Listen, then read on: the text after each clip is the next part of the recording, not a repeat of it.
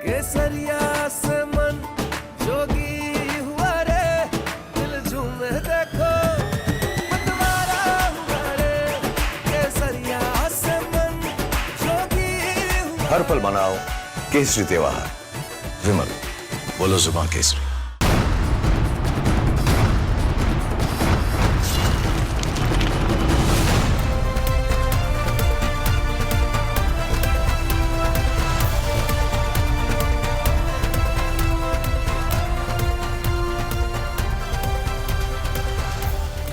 नमस्कार, मैं हूं अनामिका पांडे और आप देख रहे हैं प्रहार।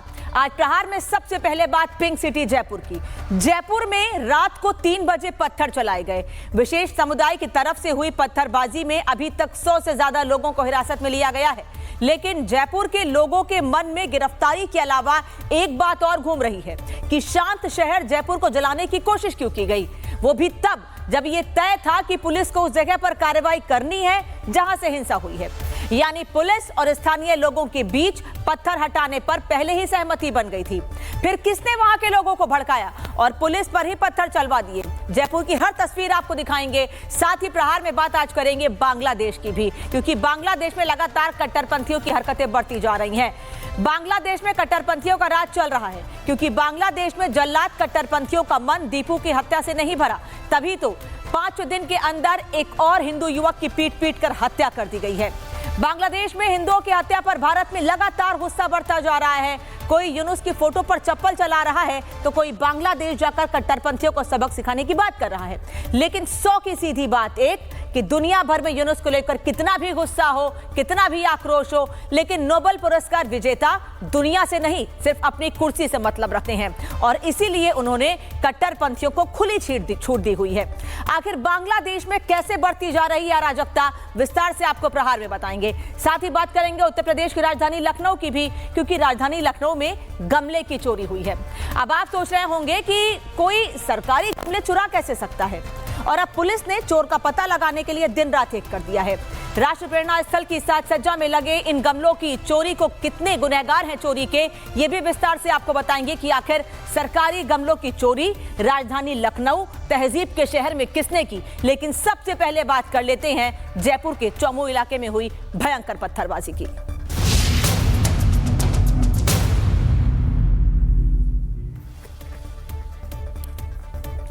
तो प्रहार की शुरुआत करते हैं आज की सबसे बड़ी खबर के साथ, क्योंकि जयपुर के चौमू में आधी रात के बाद पत्थरबाजों की एक टोली पर पुलिस ने लाइव रेड मारी है।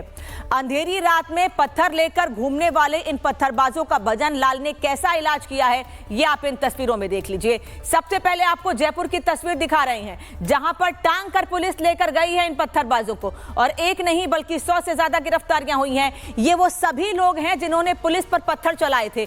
मस्जिद से पुलिस पर पत्थरबाजी की गई थी। अब इन सभी लोगों की गर्दन पकड़कर पुलिस अपने साथ लेकर गई है, क्योंकि ये वही लोग हैं जिन्होंने पिंक सिटी का माहौल खराब करने की कोशिश की।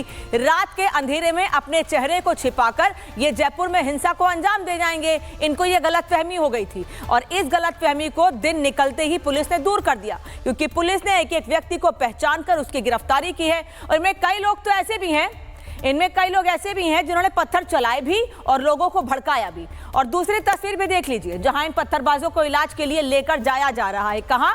पुलिस थाने। ये वो पत्थरबाज हैं जो समय समय पर अपने बिलों से निकलते हैं और शहर को हिंसा की आग में झोंकने का काम करते हैं। लेकिन अब भजन लाल की फोर्स इनका पुख्ता इलाज करने की तैयारी में है। देख लीजिए, ये गिनती के साथ देख लीजिए, ये 10 से 11 चेहरे आपको अभी हम दिखा रहे हैं, लेकिन 100 से ज्यादा ऐसे चेहरे हैं जिन्होंने रात के अंधेरे में अपनी पहचान छिपाकर पुलिस पर पत्थरबाजी की थी। लेकिन उस पत्थरबाजी के बाद इनका क्या हाल होगा, क्या ये चलने के लायक रहेंगे? ये पुलिस के इस एक्शन के बाद आप समझ सकते हैं कि आज जो इन्होंने किया है, उसके बाद ऐसा एग्जाम्पल पुलिस को सेट करना है कि दोबारा कोई भी युवा जयपुर में पत्थर उठाने की हिम्मत न कर सके। जयपुर के चौमू कस्बे में पुलिस फोर्स तैनात है और हर एक पत्थरबाज का इलाज जारी है। हर वो पत्थरबाज जिसके दिमाग में आधी रात कट्टरपंथ का कीड़ा काट रहा था, अब उसको कानून का इंजेक्शन दिया जा रहा है। ये तस्वीर देख लीजिए, बाकायदा इन लोगों की परेड निकाली गई है। पहले पुलिस मौके पर पहुंची, पुलिस ने फ्लैग मार्च किया, पुलिस ने इन लोगों को गिरफ्तार किया जिन्होंने जयपुर का माहौल खराब किया। पुलिस फोर्स की यहाँ पर तैनाती की गई।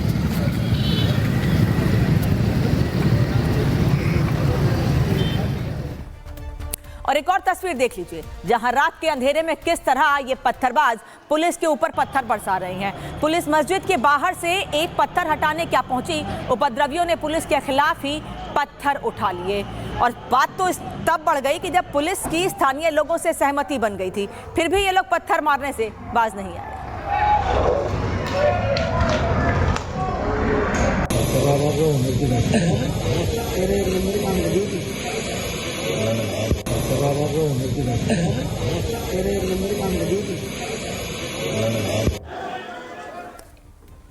ये शहर की शांति के साथ ऐसा खिलवाड़ है जिसमें पूरा शहर ठप करने की साजिश रची गई थी।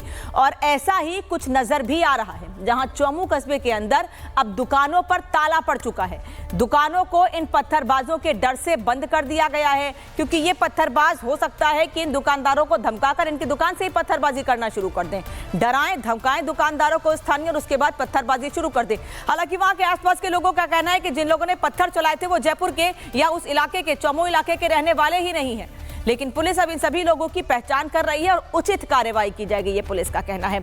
लेकिन अब इन पत्थरबाजों के खिलाफ निर्णायक एक्शन तेज कर दिया गया है। एक एक पत्थरबाज को दबोचा जा रहा है और भजन लाल फोर्स किस तरह से इस काम को अंजाम दे रही है, ग्राउंड से एक रिपोर्ट आपको दिखाते हैं। हम राजस्थान के चौमू में हैं और यहाँ आप देखिए पुलिस फ्लैग मार्च निकाला जा रहा है। यहाँ पर कल रात में एक तस्वीर नजर आई थी जिसने कई सवाल खड़े कर दिए थे। और इधर भी है, इधर भी है, यह देखिए एक और यह तस्वीर दिखाइए, उधर भी आ रहे हैं, यह दिखाइए, यह भी है, यह भी है, यह भी है आरोपी, यह इधर भी है, यह भी दो है, चेहरा दिखाइए, यह देखिए दो और इधर यह भी पकड़ा गया, यह देखिए ये दर्जन भर से ज्यादा आरोपी अब तक पकड़ लिए गए। बोलो क्या हुआ था? नहीं सर, हम लोग नहीं है सर, हम लोग तो पुलिस क्यों पकड़ के ले जा रही भाई? पता नहीं सर, हम लोग तो गरीब ना। कहाँ थे जब पथराव हुआ था? हम लोग सो रहे थे सर। कितनी दूरी पर? कौन सा घर है तुम्हारा? उधर कमरे। तो पता नहीं चला कि पत्थर चल रहा है इधर पुलिस वालों पर? सो रहे थे दिन भर में। अरे पुलिस पर पत्थर चल गया, आप दिन में रात में सो रहे थे, किसी को पकड़ा गया। ये एक्सक्लूसिव तस्वीर आप देखिए, एक्सक्लूसिव तस्वीर पुलिस लेकर जा रही है। ये एक्सक्लूसिव तस्वीर हम आपको दिखा रहे हैं। रिपब्लिक भारत पर पुलिस ने एक आदमी को पकड़ा है और उसे लेकर पुलिस जा रही है। ये इस घटना में शामिल हो सकते हैं जिन्हें पकड़कर पुलिस ले जा रही है। ये एक्सक्लूसिव तस्वीर हम आपको दिखा रहे हैं रिपब्लिक भारत पर। एक्सक्लूसिव तस्वीर आप देखिए, लोग ताली बजा रहे हैं प्रशासन के इस एक्शन के बाद। यह तस्वीर दिखाइए महेश जी, दिखाइए यह तस्वीर। यह कानून के साथ खिलवाड़ करने वाले लोग, एक और पकड़ा गया। बोलो, ये एक और आदमी पकड़ा गया। ये देखिए, ये चेहरा दिखाइए, ये आदमी देखिए, ये देखिए टांग कर पुलिस ले जा रही है। कानून हाथ में लेने वाले कि अब दोनों टांगे प्रशासन के हाथ में है। टांग कर पुलिस ले जा रही है, पकड़ कर पुलिस ले जा रही है। ये देखिए आप, इस मामले में शामिल था और उसके बाद पुलिस किस तरीके से लेकर जा रही है। और दिन के उजाले में इन पत्थरबाजों का हिसाब किया जा रहा है, तो वहीं आधी रात में इन पत्थरबाजों ने किस तरह से बवाल काटा है, पूरी तस्वीर, पूरी खबर आपको ग्राफिक्स के जरिए बताते हैं। दरअसल चौमू में रात को 3 बजे पुलिस पर पथराव हुआ था। मस्जिद के बाहर पुलिस पर हमला किया गया, जिसके बाद बवाल हुआ। सड़क से पत्थर हटाने के लिए पुलिस पहुंची थी और मस्जिद के सामने से ही ये पत्थर हटाए जाने थे। पत्थर हटाने को लेकर पहले ही सहमति बन गई थी, फिर भी पुलिस पर पथराव किया गया। 6 पुलिसकर्मी इस दौरान घायल हुए हैं। पत्थरबाजों पर ऑन कैमरा रेड मारी गई है। पत्थरबाजों को खींचते हुए पुलिस अपने साथ लेकर गई है और हिरासत में 100 से ज्यादा पत्थरबाज ले लिए गए हैं। 24 घंटे तक चौमू में इंटरनेट सेवा को बंद कर दिया गया, यानी कि आज सुबह 7 बजे से 27 दिसंबर कल सुबह 7 बजे तक के लिए इंटरनेट सेवा को पूरी तरह से चौमू में बंद कर दिया गया है। पूरा इलाका छावनी में तब्दील कर दिया गया है, क्योंकि कहीं ये पत्थरबाज रात के अंधेरे में एक बार फिर से पत्थरबाजी ना करना शुरू कर दे, क्योंकि ये 100 लोग नहीं थे, ये बहुत बड़ी संख्या में लोग थे। इसीलिए अब और लोगों की तलाश भी की जा रही है और इसलिए इंटरनेट सेवा बंद कर दी गई है, कहीं कोई भ्रम या अफवाह ना फैलाया जाए। अब एक सवाल तो ये भी है कि बीते कुछ सालों से बार बार राजस्थान में हिंसा की आग क्यों भड़क रही है? आखिर क्यों राजस्थान को हिंसा की आग में झोंकने की कोशिश की जा रही है? आपको 4 तस्वीरें दिखाते हैं। 4 अलग अलग सालों की तस्वीर है। अजमेर में साल 2024 में, करौली में साल 2022 में, भीलवाड़ा में साल 2022 में और उदयपुर में पिछले साल ही साल 2024 में हिंसा भड़काने की कोशिश की गई थी। कई गाड़ियों में आग लगाई गई थी, लेकिन उस दौरान भी कार्रवाई की गई थी। यानी 2022 से लेकर 2025 तक कुछ बदला है तो शहर बदले हैं, लेकिन पत्थरबाजों की मानसिकता नहीं बदली है। लेकिन इस बार यह माना जा रहा है कि चौमू पुलिस ने जो कार्रवाई की है जयपुर पुलिस ने जो एक्शन लिया है उसके बाद इन पत्थरबाजों का सही हिसाब होगा, सटीक हिसाब होगा, यानी हिसाब ऐसा कि आने वाले समय में यह तय हो जाएगा कि हिंसा भड़काने की का मतलब क्या होता है, क्या सजा मिलती है। ये तस्वीरें आप देखिए और समझिए कि राजस्थान को कैसे इन उपद्रवियों ने बारूद का ढेर बना दिया है। जहां एक घटना होते ही साजिश वाली माचिस लगाने का काम किया जाता है। अजमेर हो, करौली हो, भीलवाड़ा हो या फिर उदयपुर, इन सभी जगहों पर हिंसा फैलाने की साजिश रची गई है। तो ये 4 तस्वीरें इस वक्त आप टीवी स्क्रीन पर देख रहे हैं। अब आपको ग्राफिक्स के जरिए बताते हैं उन घटनाओं की डिटेल्स जिनकी तस्वीर हमने अभी आपको दिखाई है, यानी करौली से लेकर उदयपुर तक क्या हुआ था। करौली में अप्रैल 2022 में हिंदू नववर्ष में बाइक रैली पर पथराव किया गया था, जबकि जोधपुर में मई 2022 में ईद के मौके पर धार्मिक झंडे लहराए गए और उसके बाद फिर पत्थरबाजी हुई थी। भीलवाड़ा में मई 2022 में युवक की हत्या के बाद सांप्रदायिक तनाव बढ़ गया था और उदयपुर में जून 2022 में दर्जी कन्हैया लाल की दिन दहाड़े हत्या की गई थी। चित्तौड़गढ़ में मार्च 2024 में धार्मिक जुलूस के दौरान हिंसा हुई थी, पथराव और झड़प हुई थी। और वहीं राजस्थान में जोधपुर में जून 2024 में ईदगाह के पीछे गेट निर्माण विवाद से पथराव हुआ था और उदयपुर में ही अगस्त 2024 में स्कूल में छात्र की हत्या के बाद तनाव ऐसा बढ़ा था कि नौबत पुलिस की तैनाती तक आ गई थी। हालात इतने बिगड़ गए थे, लोगों को समझाना पड़ा था और पुलिस को स्थिति को नियंत्रित करने के लिए पुलिस फोर्स तैनात करनी पड़ी थी। इन तमाम घटनाओं के बाद अब राजस्थान ऐसे पत्थरबाजों का फुल एंड फाइनल इलाज का डिमांड कर रहा है और मांग उठ रही है कि उस बुलडोजर कार्रवाई को अंजाम दिया जाए जिसने उत्तर प्रदेश में पत्थरबाजों को जकड़ कर रखा हुआ है। आज भजन लाल सरकार का बुलडोजर जोधपुर में अवैध अतिक्रमण पर गर्जा और सफाया किया गया अवैध अतिक्रमण का और लोगों की मांग है कि इस बुलडोजर का रुख अब जयपुर के इन पत्थरबाजों के अड्डों की तरफ भी मोड़ देना चाहिए। यानी जो लोग जयपुर में हिंसा भड़काने के लिए जिम्मेदार हैं, उन लोगों के खिलाफ कड़ी कार्रवाई की जाए और उन पर बुलडोजर एक्शन लिया जाए। बुलडोजर के इलाज के बाद इन दंगाइयों की घिघी कैसे बन जाती है, कैसे, इस बारे में क्लियर कट योगी आदित्यनाथ खुद बता रहे हैं, क्योंकि उत्तर प्रदेश में बुलडोजर एक्शन के बाद लगातार हर जगह मांग उठती है कि योगी जैसे सीएम चाहिए। दंगा कैसे होता और दंगाई का उपचार कैसे होना है, हाँ, तो बरेली के मौलाना से पूछ लो।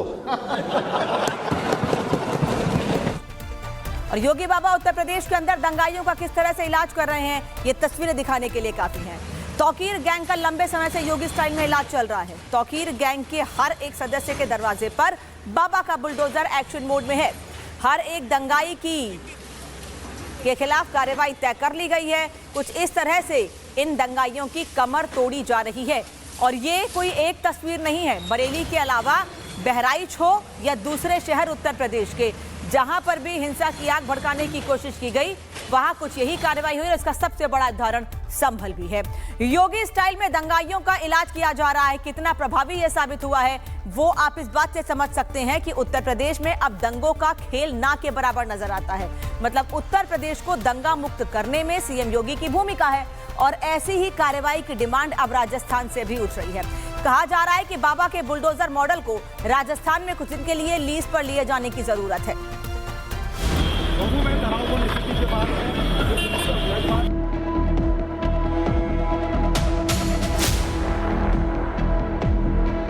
जयपुर के चौमू में टांग कर ले जाए जा रहे ये वो पत्थरबाज हैं जिन पर आरोप है कि इन्होंने अंधेरी रात में सांप्रदायिक बदमाशी की है।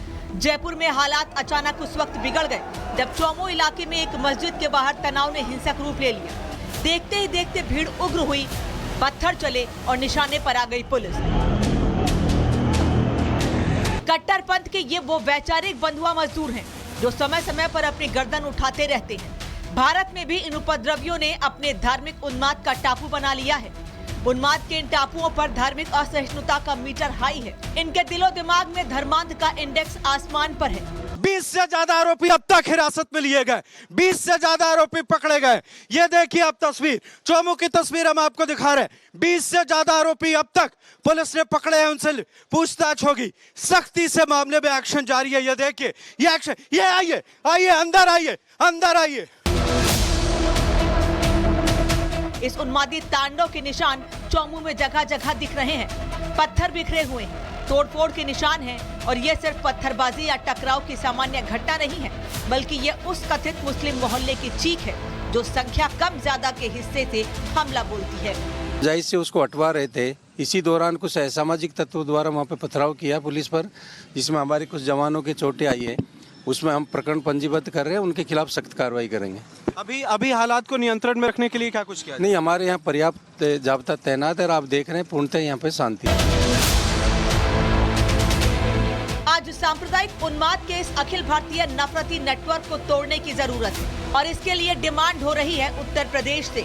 उत्तर प्रदेश में बाबा का बुलडोजर मॉडल इन दंगाइयों का दिमाग ठंडा करने में सबसे सफल साबित हुआ है और इसीलिए दंगाइयों की आग से त्रस्त आ चुका राजस्थान अब भजन लाल से योगी रूप धारण करने की अपील कर रहा है।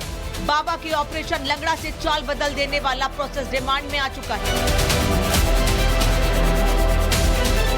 राजस्थान में सांप्रदायिक माचिस लगाने वालों को डिटेक्ट करना होगा और इसके लिए भजन लाल सरकार को बदलावों का वाटर कैनन चला उपद्रवियों के शरीर से कट्टरपंथ का मैल धुलना होगा। Bureau report, Republic Bharat. इन दंगाई इन पत्थरबाजों का इलाज करना बेहद जरूरी है क्योंकि ये दंगाई देश के विकास में सबसे बड़ा रोड़ा है। हमारा मुकाबला चीन से है और चीन किस तरह आगे बढ़ रहा है ये तस्वीरें भी देख लीजिए, जहां चीन ने सबसे बड़ा अंडरग्राउंड टनल बनाकर तैयार कर लिया है। यानी चीन में युवाओं की मदद से विकास का काम किया जा रहा है, लेकिन हमारे देश में युवाओं को भड़काकर पत्थरबाजी कराई जा रही है और हमारा मुकाबला चीन से है क्योंकि चीन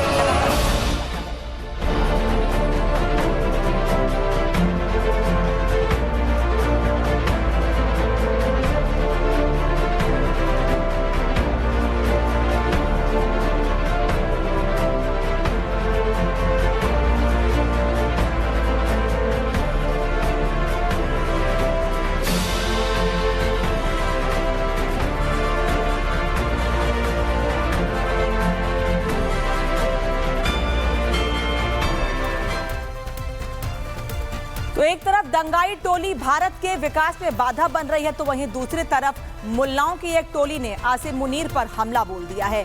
मुल्ला मुनीर पाकिस्तान के अंदर मौलानाओं के खौफ से डरा सहमा बैठा हुआ है। मुल्ला मुनीर को डर इस बात का है कि कहीं मौलानाओं की ये फौज उस पर हमला ना कर दे। मौलानाओं की टोली के निशाने पर मुल्ला मुनीर किस तरह आ चुका है, बयान आपको सुना देते हैं। सबसे पहले पाकिस्तान को 78 साल से एक प्रो पाकिस्तान अफगानिस्तान चाहिए। जाहिर शाह से लेकर अशरफ गनी तक मुसलसल प्रो इंडियन अफगानिस्तान मौजूद है, प्रो पाकिस्तान अफगानिस्तान मौजूद नहीं है, सिवाय अमारत इस्लामिया के कि यही एक तबका है कि जिसको प्रो पाकिस्तान कहा जाता है। अगर वहां पर हुकूमत होगी तो अफगानिस्तान को एक प्रो पाकिस्तान अफगानिस्तान तस्वूर किया जाएगा। लेकिन एक मसले पर इख्तिलाफ हो गया, नाराजगी आ गई। अब नाराजगी उसके बाद आप वहां स्ट्राइक करें। जब काबुल पर आप बमबारी करेंगे तो जाहिर है कि ऐसा ही है जैसे कोई आपकी इस्लामाबाद में बमबारी कर ले। हम इंशाअल्लाह 1313 के मानने वाले जब मैदान में आएंगे तो ये मम्मी और डड्डी बर्गर खाने वाले हमारा रास्ता नहीं रोक सकेंगे। तो पाकिस्तान की सेना ने आवाम को महज ग्राहक समझा हुआ है। उनकी नजर में ये वो भीड़ है जो उनके लिए पैसों का जुगाड़ करती है और इसी आवाम की भूख प्यास दिखाकर पाकिस्तानी जनरल्स दुनिया भर से भीख मांगते हैं और दूसरी तरफ खुद सेल्समैन बनकर मुल्क को लूटने में लगे हुए हैं। लेकिन अब पाकिस्तानी सेना के इसी सेल्समैन कैरेक्टर की चुटकी ली जा रही है। AI वीडियो के जरिए पाकिस्तान के लोग कह रहे हैं कि मुल्ला मुनीर की सेना अगर परेड निकालेगी तो वो कुछ ऐसी होगी जहां सेना हथियार का प्रदर्शन नहीं बल्कि साबुत तेल का विज्ञापन करेगी। जो चंद डालियां नमू हो नस्ल ताकती, कटे जो चंद गर्दने तो कौम में हो जिंदगी। तो पाकिस्तान के लोग कह रहे हैं कि पाकिस्तान की सेना साबुन तेल का ऐड करेगी, साबुन तेल का प्रचार करेगी और ये पाकिस्तान का कड़वा सच भी है क्योंकि पाकिस्तान में सेना सरहद पर लड़ने के लिए नहीं बल्कि रावलपिंडी में लूट मचाने के लिए प्रसिद्ध है। ये एक सेल्समैन की तरह देश के अंदर काम करते हैं। इस पर ज्यादा डिटेल्स आपको इस ग्राफिक्स के जरिए देते हैं कि क्यों हम कह रहे हैं कि वहां की सेना नाकाम है। फौजी फाउंडेशन सबसे अमीर बिजनेस ग्रुप है पाकिस्तान का। आर्मी, ट्रस्ट बैंक, इंश्योरेंस और रियल एस्टेट चलाती है ये कंपनी। सेना पाकिस्तान में 50 से ज्यादा कंपनियां चलाती है, जबकि DHA लग्जरी हाउसिंग बेचकर अरबों कमाती है। वहीं टैक्स छूट से सस्ते में प्रोडक्ट बनाकर बाजार में भी बेचे जाते हैं। रिटायर्ड जनरल्स को CEO बनाकर प्रॉफिट जनरेट किया जाता है। उत्पाद बेचकर सेल्समैन की तरह बाजार में ये सक्रिय हैं और इसीलिए पाकिस्तान की सेना का कहना है, पाकिस्तान के लोगों का कहना है कि पाकिस्तान की सेना हमारी सुरक्षा नहीं करती है, सिर्फ अपने फायदे का काम करती है कि कैसे पाकिस्तान की सेना पैसे कमा सके और उसके बाद आतंक को बढ़ावा दे सके। पाकिस्तानी सेना का यह हाल है तो वहीं इनके वैचारिक बंधुआ मजदूर बांग्लादेश में हिंसा बढ़ती जा रही है और अल्पसंख्यक हिंदू समुदाय पर हो रहे हमलों ने डर और असुरक्षा की एक नई लकीर खींच दी है। मंदिरों पर हमले, घरों में आगजनी और हिंदुओं की हत्या। सवाल ये उठता है कि क्या यूनुस सरकार इन घटनाओं पर रोक लगाने में नाकाम हो रही है या फिर ये उन्हीं की कोई साजिश है। बांग्लादेश में न्याय, सुरक्षा और जवाबदेही अब सबसे बड़ा सवाल है कि आखिर बांग्लादेश की सुरक्षा या बांग्लादेश में हिंदुओं की सुरक्षा किसके भरोसे है। बांग्लादेश में आने वाले 50 दिन हिंदुओं के लिए बहुत भारी हैं और डराने वाले हैं। 11 साल बाद कल तारिक रहमान की वापसी हुई, जिस वक्त रहमान बता रहे थे कि बांग्लादेश सबका है, चाहे वो मुसलमान हो, हिंदू हो या फिर ईसाई हो। उससे पहले बांग्लादेश में एक और हिंदू को पीट पीट कर मौत के घाट उतारा जा चुका था। अमृत मंडल को लोगों ने पीट पीट कर मार डाला। सलीम नाम के कट्टरपंथी की अगुवाई में अमृत मंडल की हत्या कर दी गई, लेकिन वहां की सरकार हाथ पर हाथ धरे बैठी है और लंदन से बढ़ के आ रहा है QI कहता है बांग्लादेश में आकर तो सालों बाद बांग्लादेश वापस आए हैं कि बांग्लादेश सबका है। बांग्लादेश किसका है और कैसे है, ये जो हिंसा वहां हो रही है ये इसका सबसे बड़ा उदाहरण है। तो बांग्लादेश में 30 साल के दीपू के बाद 29 साल के अमृत मंडल का नरसंहार कर दिया गया। दीपू की हत्या करते वक्त कट्टरपंथियों ने उस पर ईश निंदा का आरोप लगाया था। वहीं अमृत मंडल को पीट पीट कर मारने के बाद अब कहा जा रहा है कि वो वसूली करने गया था। शोर मचाने पर भीड़ ने उसको पीट पीट कर मार डाला। दीपू के बाद अमृत की हत्या इस बात का सबूत है कि बांग्लादेश में हिंदू कितने असुरक्षित हैं। हिंदुओं के साथ यूनुस सरकार कभी भी कुछ भी कर सकती है और ये सब यूनुस सरकार के इशारे पर हो रहा है, इस बात से इनकार नहीं किया जा सकता है।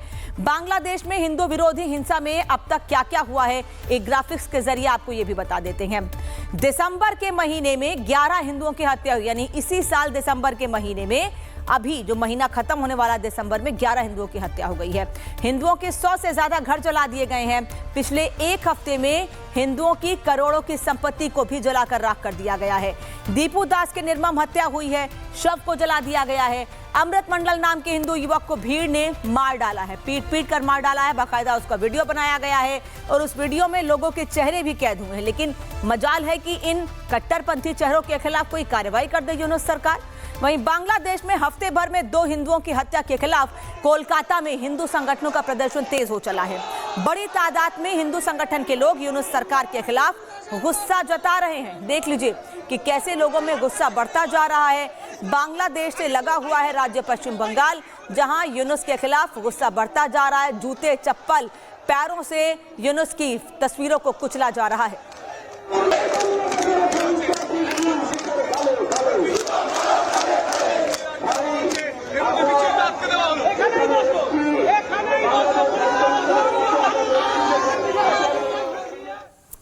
यूनुस सरकार के खिलाफ अब बीजेपी नेता भी सड़कों पर उतर आए हैं। कोलकाता में डिप्टी हाई कमीशन के बाहर शुभेंदु अधिकारी ने साधु संतों के साथ जमकर विरोध प्रदर्शन किया। ये तस्वीर देख लीजिए, ये वही साधु संत हैं, क्योंकि इनमें से कई साधु संत ऐसे हैं इन पर 2 दिन पहले पत्थर बरसाए गए थे। ऐसे ही साधु संत भगवा वस्त्र में कोलकाता की सड़कों पर थे और उन पर लाठियां चलाई गई थी। पुलिस ने उन पर बल प्रयोग किया था, जबरदस्ती उन्हें वहां से हटाया गया था।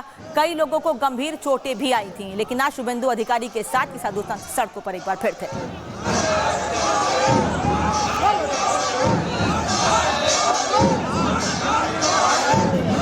1000 साधु मौट मंदिर से निकल के आया है। ये दीपू दास जो होता हुआ उसका खिलाफ और बांग्लादेश 5 दिन हम लोग को साथ मुलाकात नहीं किया। मुल्ला यूनुस जा कर रहा है, यहाँ ममता खाला एक ही काम कर रहा है, जो प्रोटेस्टर है उनके ऊपर पुलिस को देकर पीटपाट करना, अरेस्ट करना, नॉन अवेलेबल सेक्शन लगाना और किस तरीके से प्राचीर बना दिया। देखिए, स्टील का प्राचीर बना दिया। ये कौन है? ये बांग्लादेशी कौन है? ये कौन है? इनको संरक्षण देने का काम ममता सरकार कर रहा है। इसको सबक सिखाने का काम हिंदू समाज करेगा। हिंदू समाज करेगा। 2 करोड़ हिंदू है बांग्लादेश में, उनके ऊपर अत्याचार होगा तो हिंदुस्तान का 100 करोड़ हिंदू आवाज उठाने का काम करेगा। और जो हमारा सागर मेला है कपिल मुनि आश्रम का, गंगा सागर, उसका बाद 5 लाख साधु समाज कश्मीर से कन्याकुमारी सागर में आएगा। हम लोग सबको लेकर यहाँ। वहीं बांग्लादेश में हिंदुओं पर हो रहे अत्याचार को लेकर भारत में प्रदर्शन तेज हो गया है। हिंदू संगठन सड़कों पर उतर आए हैं और जमकर प्रदर्शन हो रहा है। ये तस्वीरें सूरत की हैं, जहां हिंदू संगठन एकजुट हुए हैं और यूनुस सरकार और कट्टरपंथी जमात के खिलाफ मोर्चा खोल दिया है।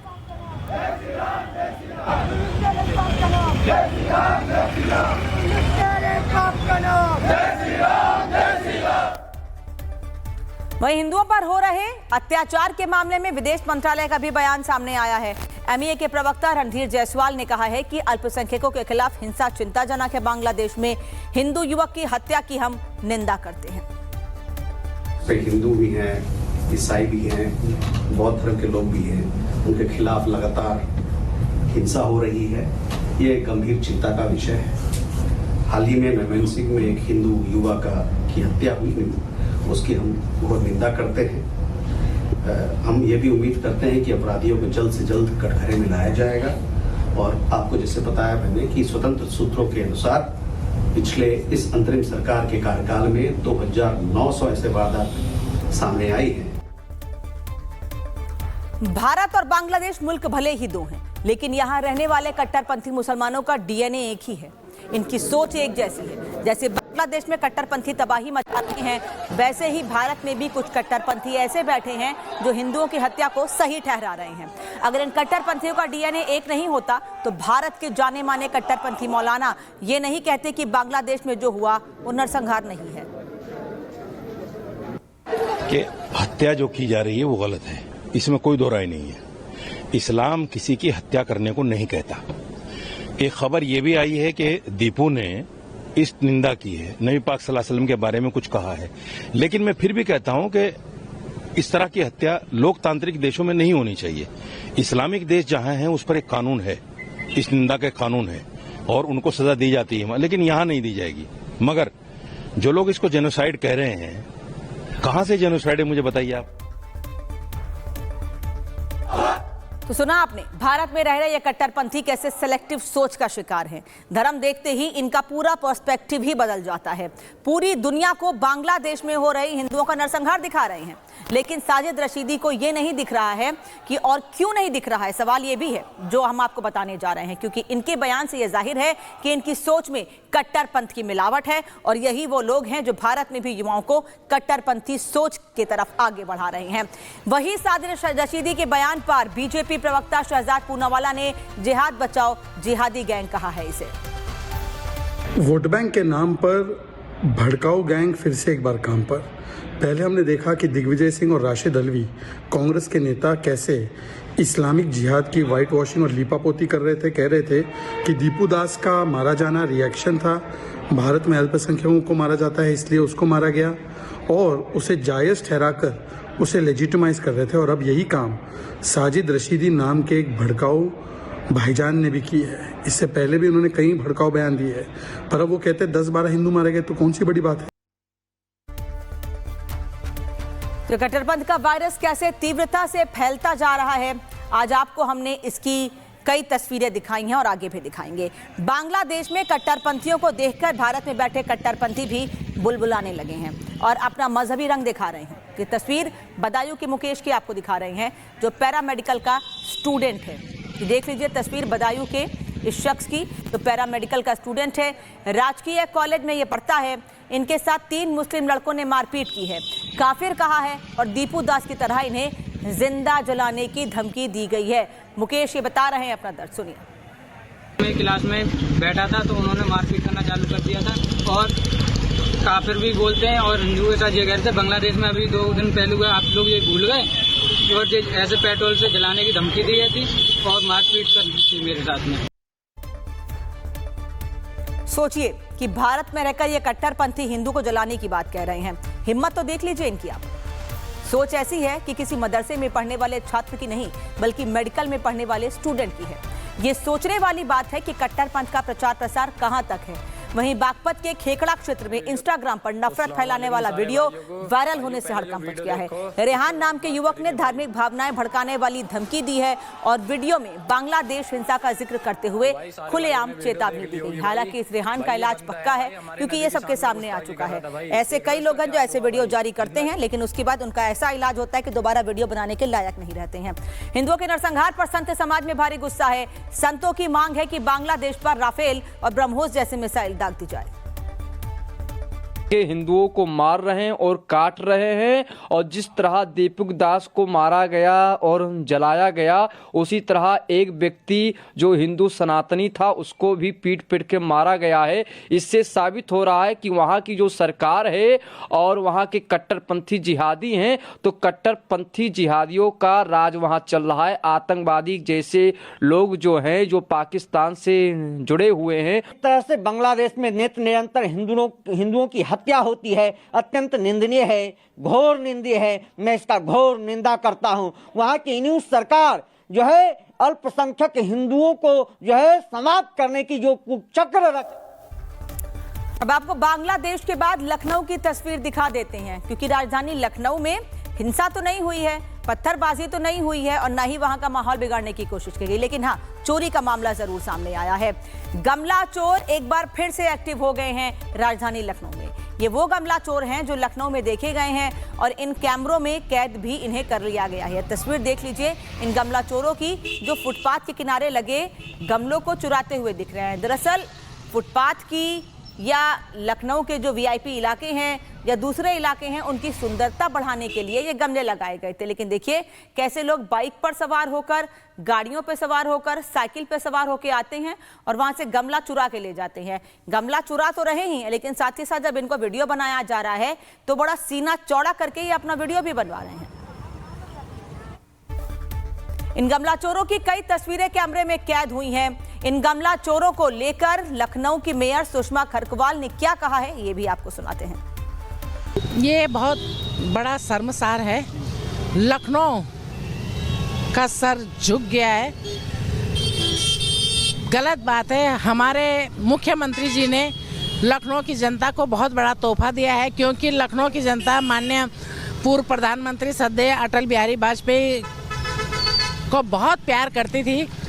एक एक जनता के दिल में बसते हैं हमारे पूर्व प्रधानमंत्री जी, और बहुत बड़ा तोहफा हम लोगों को मिला था कल, और जो ये किया गया है गलत किया गया है। पूरी खबर क्या है लखनऊ में गमला चोरी की, ग्राफिक्स के जरिए आपको बताते हैं। साल 2016 में देवरिया में एक ऐसी घटना हुई। लोग राहुल की सभा में वहां से सभा से घाट उठाकर लेकर चले गए। 2020 में नोएडा की सड़क पर भी गमला चोरी हुई थी। महंगी कार से आया एक शख्स गमला चोरी करते हुए दिखाई दिया था। फरवरी 2023 में लखनऊ से गमले गायब हो गए। वहीं गुरुग्राम में मर्सिडीज से आए शख्स ने गमला चोरी कर लिया। आगरा के युवक भी पीछे नहीं थे। आगरा के युवक ने 66 गमलों की चोरी कर दी, और इसी साल लखनऊ में आम महोत्सव में आमों की लूट की तस्वीर बहुत वायरल हुई थी। कार्यक्रम खत्म होते ही आम लूट लिए गए थे। भले ही हर साल लखनऊ में ऐसे ही मैंगो फेस्टिवल का आयोजन किया जाता हो, लेकिन उसके बाद भी लोग चोरी करने से बाज नहीं आ रहे हैं। योगी आदित्यनाथ इन गमला चोरों को पहले ही चेता चुके हैं। सुनाते हैं आपको। 20 रोड बनाया, उसकी सजावट की, और सजावट करके वहां 6 गमले लगाए, सीसीटीवी कैमरे लगाए। मैंने एक दिन देख रहा था, मैं कुछ गमले गायब हो गए थे, तो मैंने देखा मर्सिडीज से आकर के गमला लेकर के जा रहे हैं। मुख्यमंत्री ने भी इस मामले पर चुटकी ली है। वक्त एक छोटे से ब्रेक का है, लेकिन ब्रेक के बाद भी खबरें जारी हैं।